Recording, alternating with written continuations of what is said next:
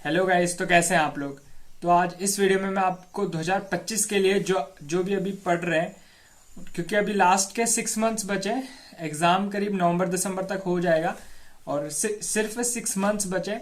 उसमें आपको कैसे, मैं बताऊंगा कि आपकी स्ट्रेटेजी कैसे होनी चाहिए और आपको कैसे कंसिस्टेंट रहना है अपने एग्जाम को लेके। डेली पढ़ाई करनी है, ऐसा नहीं कि एक दिन कर लिया दूसरे दिन छोड़ दिया। ये आपको नहीं करना है क्योंकि सिर्फ 6 मंथ्स ही है और इसमें आपको अच्छे से करना है। बिल्कुल आपको पूरी स्ट्रेटेजी के बेस पर करना है। तो गाइस, ये वीडियो बिगिनर्स जो अभी शुरू कर रहे हैं या कोई 6 मंथ्स में भी एग्जाम किसी ने थोड़ा बहुत पढ़ा है तो वो अभी भी कर सकते हैं।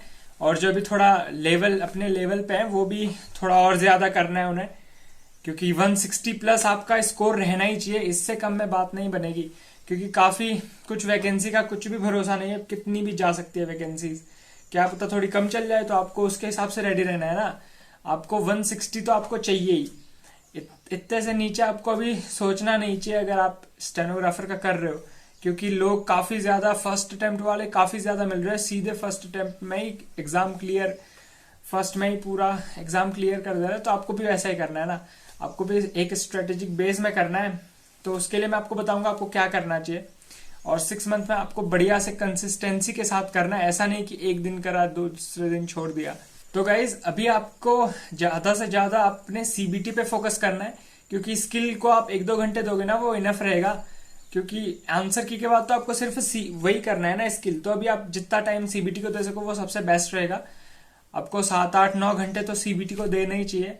आपको सबसे पहले, जो मैं आपको स्ट्रेटेजी में बताऊंगा, आपको सबसे पहले अपना रूम, या आप लाइब्रेरी जा सकते हो तो वो कर लेना, या आप रूम नहीं है तो कुछ देख लेना जिसमें शांति थोड़ा सा हो।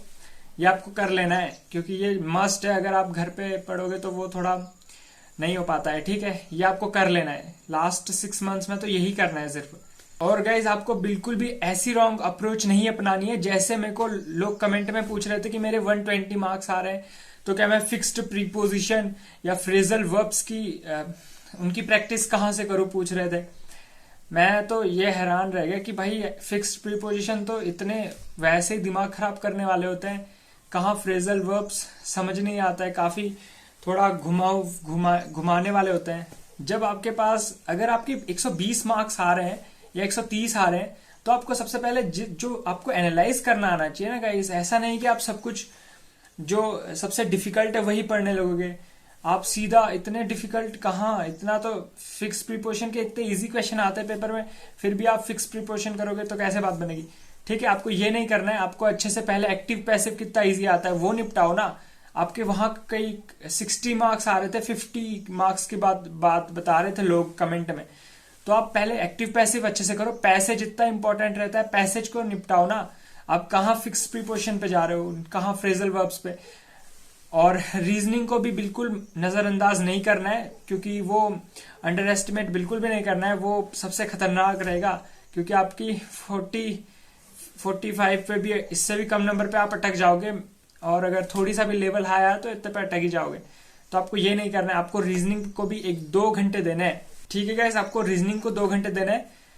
और जैसे उसमें एनालॉगी और सीरीज के इतने क्वेश्चन आते हैं तो उस पर ज्यादा फोकस करो ना। वो 10 क्वेश्चन तो आपके वहीं से बनते हैं, तो आप उन पे बहुत ज्यादा फोकस करो, उनको तो बढ़िया से करना है। और 4 to 5 आवर्स आपको अपने इंग्लिश पे देना है, 6 आवर्स ऐसे आप दे सकते हो। और सबसे ज्यादा उसमें पैसेज पे फोकस करना है और ग्रामर पे। और PQRS भी आता है तो वो आपको करना है, क्लोज टेस्ट भी आता है, वो मैं आपको बता दूंगा। अपनी स्ट्रेटेजी वीडियो 1-2 दिन में आ जाएगी, ठीक है। उसमें आपको बढ़िया से बता दूंगा। और प्रैक्टिस बहुत सारी करनी है, प्रैक्टिस के बारे में मैं भी आपको बता दूंगा। और गाइस, जीके को भी ठीक ठाक करना है। ऐसा नहीं कि जीके को छोड़ दिया, क्योंकि जीके भी अगर आपके 10 मार्क्स जीके में रह गए तो आप कहाँ ही 145 भी क्रॉस नहीं कर पाओगे ना। तो जीके में भी 20-30 मार्क्स तो आने ही चाहिए, 20-25।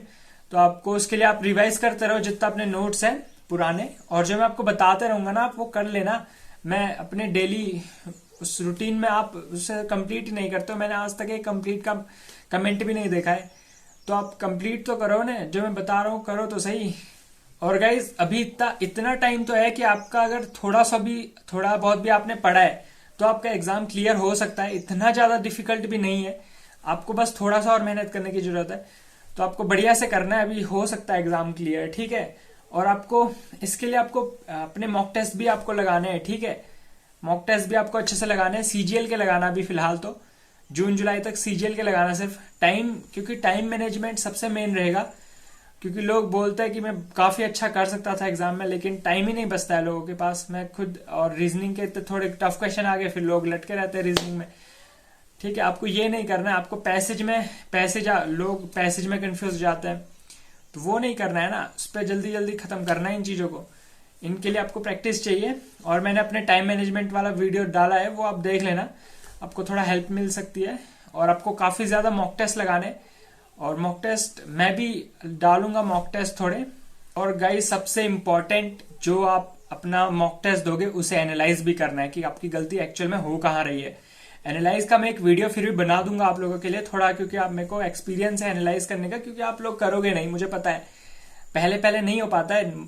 एक तो मन भी नहीं करता है, क्योंकि 1 घंटा पहले ही मॉक टेस्ट को दे रहे हो, फिर आप एनालाइज करने के लिए थोड़ा वो भी होता है, और करना कैसे होता है वो भी पता नहीं होता है। तो उसका मैं वीडियो बना दूंगा।